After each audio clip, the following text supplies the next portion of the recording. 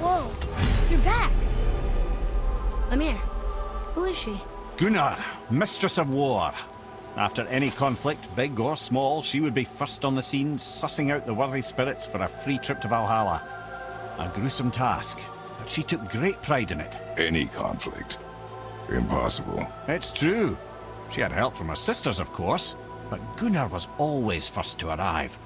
Her judgment of the fallen was unparalleled, and an invaluable resource to Odin. She was one of his favorites.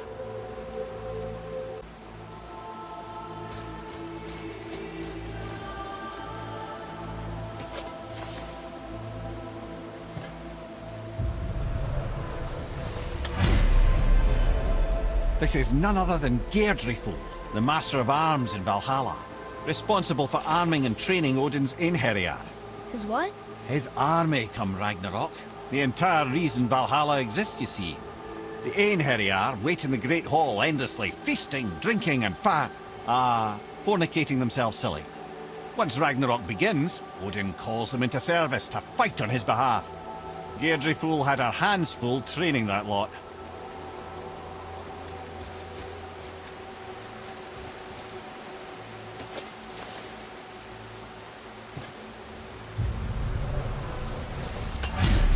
This, my friends, is Kara.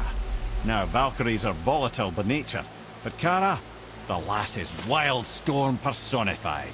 A wild storm. Aye, calm and collected. Then the air would shift and the fury of her storm would unleash. 'Twas beautiful in a way, assuming you could find proper shelter. Her tears would cleanse the blood-soaked battlefields.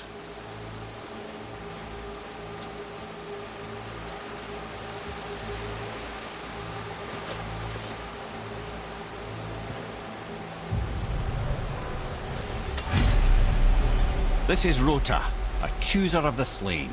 I thought all the Valkyrie did that. Not exactly, lad. Although that is what they're most famous for, and by far their greatest responsibility. You've seen what happens to the dead without the judgment of the Valkyries.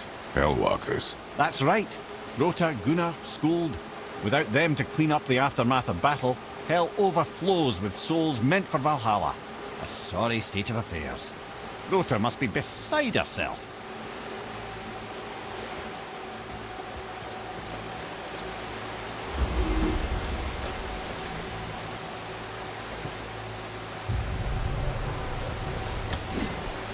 Ah, here we have Air, the healer. A Valkyrie healer? Strange.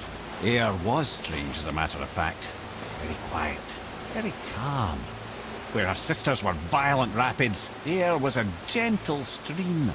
She healed the wounds of both mortals and gods, and even a certain all-knowing sage who once drank too much and fell off a mountain. Not my proudest moment.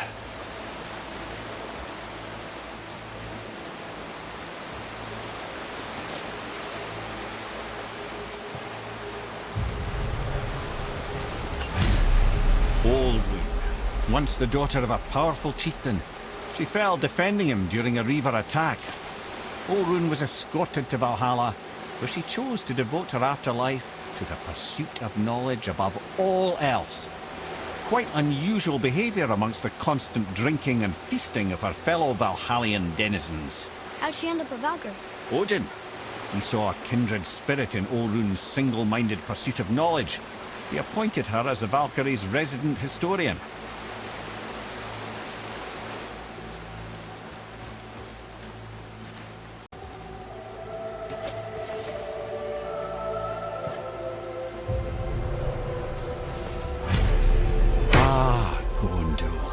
Beautiful Gondul. And? Huh? That's it? Beautiful Gondul? No story or anything? Oh, sorry, lad. The sight of Gondul always took my breath away. Gondul had a silver tongue, a sharp wit, and struck a figure so stunning it literally drove men insane. Odin forbid her from setting foot in Midgard after a time, as insanity is not a welcome trait in Valhalla.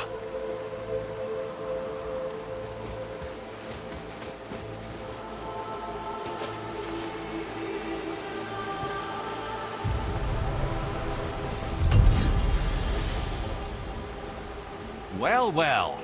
Hilda, Mistress of Battle. She and Odin got on quite well, actually. Her and the other Valkyries, not so much. She would spend most of her time here in Midgard observing discord between the living, and sewing some up herself from time to time. She lived for conflict. Some say she was conflict personified. I wonder what will become of her now that she's free.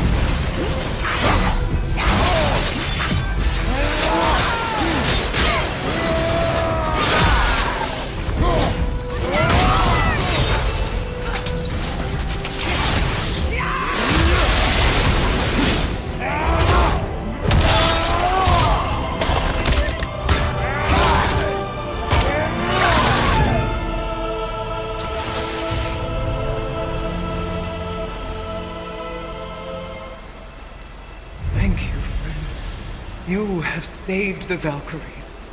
Sigrun, how did this happen? Mimir, is that you? You have been freed, but... Freedom comes at a price, milady. You speak truly. Countless winters we serve the All-Father. But only through his union to the Queen did we ever taste some measure of freedom. But aren't you the queen? There has only been one queen of the Valkyries, the goddess Freya. When Odin severed her wings, I served in her absence, but it wasn't enough for the Allfather. He used an archaic piece of magic, corrupting my sisters. I tried to contain the damage by imprisoning them in places where they could cause no harm, but soon I lost myself as well. Sigrun, I'm sorry for being so worthless. I could have done something, or tried at the very least. What will you do now? I must reunite with my sisters. Together we can restore balance to the realms. You have the eternal blessings of the Valkyries.